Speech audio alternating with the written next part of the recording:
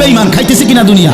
তো আল্লাহ তাআলা বলে কুলু ওয়া তামাত্তাউ কালিলান, এই নাফরমান কিছু সময়ের জন্য দুনিয়ার মধ্যে খা, ভোগ কর, ইন্নাকুম মুজরিমুন, কিন্তু মনে রাখিস তুই কিন্তু নাফরমান, তুই কিন্তু পাপী, আমি কিন্তু তোরে ছাড়বো না। কবরের প্রথম রাত থেকে হাসরের ময়দানে আমি দেখবি তুই বান্দা আমি কত কঠিন কত কঠোর, তোরে আমি দেখাবো। ভাত খাইতে লইছে খাও, ভাত খাইতে লইছো খাও বান্দা, এখানে আটকামু না, এখানে আমি জানোয়ারও আটকাই না, আমি জন্তু জানোয়াররাও খাইতে দেই, তোরে দিতাম না কেন বেটা, খা বেটা। কিন্তু ইন্নাকুম মুজরিমুন, মনে রাখো 7টা বাজে নাস্তা করতে বসছো, আল্লাহ যেন ডাক দিয়ে বলে বেঈমান খা, ঠিক আছে নাস্তা, কিন্তু মনে রাখিস ফজরের নামাজ পড়স নাই, আমি হিসাব রাখছি। রাত 10টা বাজে খাইতে বসছো বেঈমান, ঠিক আছে খা, কিন্তু মনে রাখিস এশার নামাজ পড়ো নাই। ঘর করলা, ফার্নিচার বানাইলা, ঠিক আছে থাকো, তো মনে রাখো এগুলো সুদের টাকা, এগুলা কাস্টমারের ঠকাইয়া মিথ্যা বইলা ওজনে কম দিয়া ওই টাকা আমি জানি, আমি বান্দা দেখবো। আবার বলতেছে আল্লাহ মিথ্যাবাদী নাফরমান তোমাদের জন্য বড় বেশি দুর্ভোগ, লাঞ্ছনা, আযাব তোমাদের জন্য, আযাব। এই জন্য আল্লাহ তাআলা বলছেন এটা।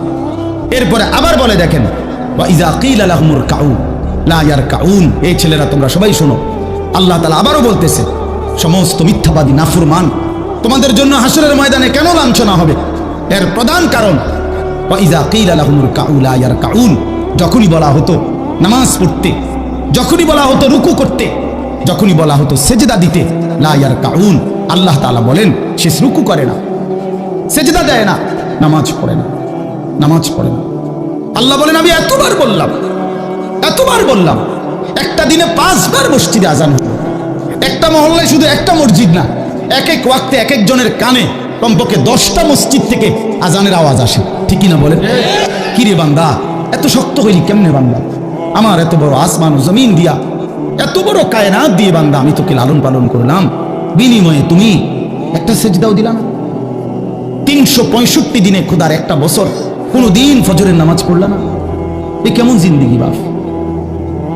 এত এত কঠিন মানুষ কেমনে হয়, এত পাষাণ মুসলমান কেমনে হয় বাপ বলেন? আর কতগুলো কথা বললে বলেন। এই জন্য নওজোয়ান আমার অনুরোধ রইল, নওজোয়ান নিজেরে বরবাদ করে দিও না বাপ, নিজেরে শেষ করে দিও না, নষ্ট করে দিও না, কষ্ট পাইবা বাপ। একদিন কবরে তোমার 14 গোষ্ঠীর কেউ থাকবে না, একদিন হাসরের ময়দানে তোমার পাশে কেউ থাকবে না, তুমি শুধুই একা।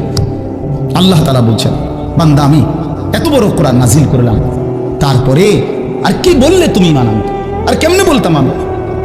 নবীজি জিজ্ঞেস করবে, খোদার কসম নবী জিজ্ঞেস করবে, উম্মত 23টা বছর আমি দিন রাত কাঁদছি রে উম্মত, তুই জানোস না উম্মত আমি তোর জন্য কি পরিমাণ কাঁদছিলাম, সারাটা রাত আমি কেঁদেছি, তায়েফের পাথরের আঘাতে আমার পিঠ ছিদ্র ছিদ্র করে ফেলছে, আমি ক্ষুধার কষ্টে পেটে পস্ত ব্যক্তিকে আল্লাহ তাআলা বলেছেন বারবার ইত্তাকুল্লাহ,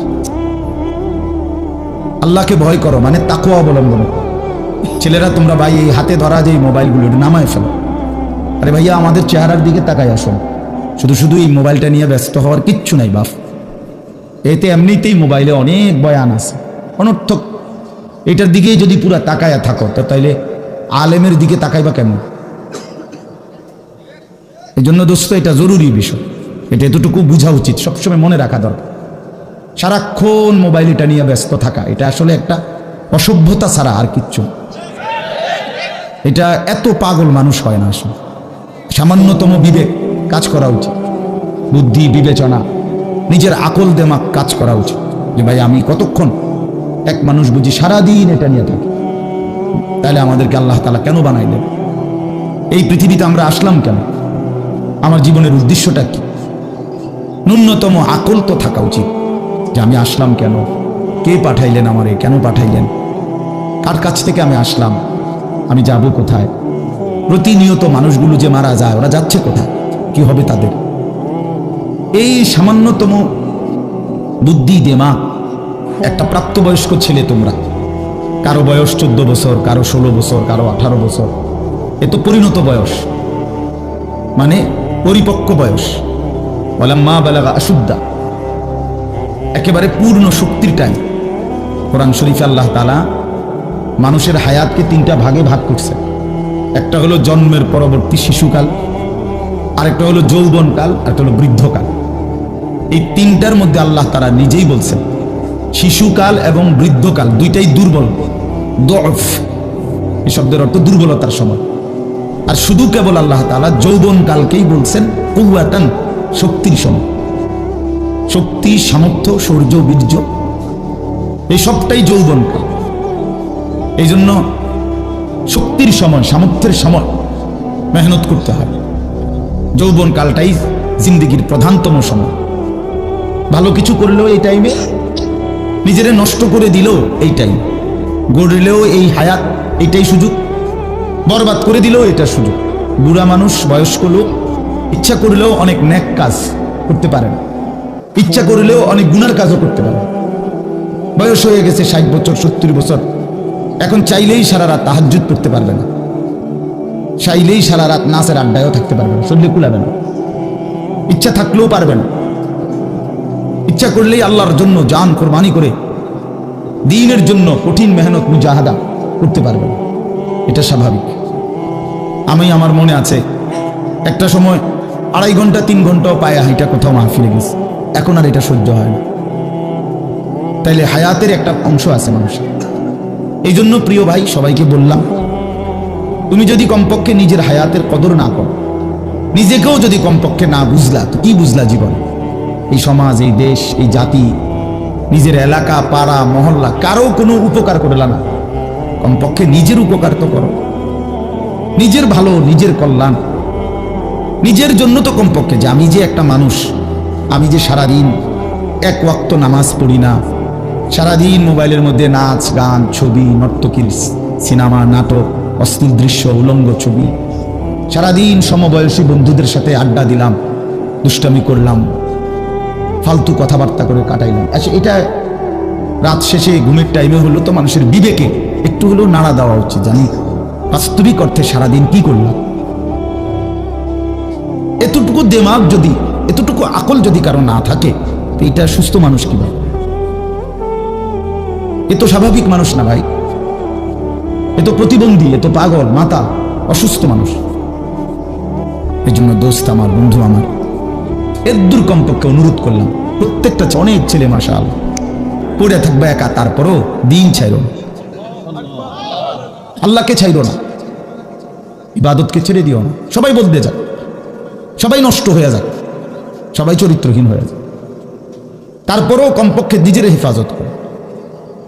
রাসূলুল্লাহ সাল্লাল্লাহু আলাইহি ওয়াসাল্লাম বলছেন, মানুষের মধ্যে অন্যায়, নাফরমানি, মানুষের মনের চাহিদা, খেয়াল খুশি, খামখেয়ালি, এগুলো যখন বেড়ে যাবে, আল্লাহ নবী সাল্লাল্লাহু আলাইহি ওয়াসাল্লাম বলছেন, ফাআলাইকা বিখাসাতি নাফসি, শুধু তখন নিজেরে আঁকড়ায় ধরো, ও দাইল আওয়াম, যাও, না পারলে মানুষের ছেড়ে দাও, যে আমি আর পারলাম না, কিন্তু কমপক্ষে নিজেরে নষ্ট করো না, নিজেরে বরবাদ করো, নিজের নামাজটুকু পড়ো, নিজের চরিত্রটা ভালো রাখো। এটা কি জীবন যে আমি বানের পানির মতো, স্রোতের মতো ভাইসা গেলাম চরিত্রহীনতায়, অশ্লীলতায়, বেহায়াপনায়, রাত শেষে, দিন শেষে। জন্য ভাই আমি এটা অনুরোধ করলাম, আমি আরো পরে বললাম হইলে এখনই বলে ফেললাম, বাস্তবিক যে আমরা যেন প্রত্যেকেই, বয়স্ক মানুষ যারা আছেন, চাচারা, বাবারা, আপনারাও ভাইবেন, শেষ পর্যন্ত হায়াতের শেষ সময় ইনসাফের সাথে চাচা জিন্দেগির হিসাব মিলায়েন।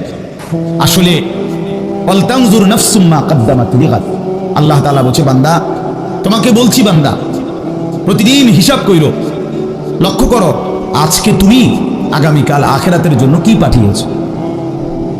ধরে নাও আজ তোমার মৃত্যু, তো এরপরে পৃথিবী থাকলে থাকতো আর কি, আমি তো আর নাই। আমি মরে গেলে ভাইয়া পৃথিবী মনে করো আরো অনেক দিন থাকছে, পৃথিবী ধ্বংস হয় নাই, বুঝলাম কিয়ামত আরো 100 কোটি বছর পরেই হোক না, কিন্তু আমি তো আর নাই, আমার হায়াত তো শেষ, আমি তো আর পৃথিবীতে ফিরবো না তুমি। তাই এরপরে পৃথিবীর সবাই যদি চাঁদের দেশেও চলে যায়, আমার কি লাভ? এরপরে মানুষ সব যদি স্বর্ণের বাড়িতেও থাকে, আমার কি ফায়দা? আমার ফায়দাটা কি ভাই? বাবা বলে সুদের টাকা দিয়া, ঘুষের টাকা দিয়া, হারামের টাকা দিয়ে, আল্লাহর নাফরমানি করে, অবৈধ পন্থায় হারাম রোজগার করে ঘর বাড়ি দিয়ে গেলেন, ছেলে পেলে করে, তো ছেলে পেলে করে দিয়ে গেলেন, কিন্তু আপনি তো থাকতেন না। আপনি তো খুব অল্প সময়ের ব্যবধানে কবরে চলে যাবেন, তো সেই কবরে কেমনে থাকবেন? তো নিজের ঘরকে অরক্ষিত করে, নিজের ঘরে ডাকাত রাইখা আপনি বুঝি আরেকজনের ঘর বাঁচাইতে গেলেন। আপনার ঘরের আগুন লাগছে, আপনি বুঝি আপনার ঘর নিভাবেন না। এই বোকামি আমাদের বয়স্ক লোকরা করেন। শেষ বয়সে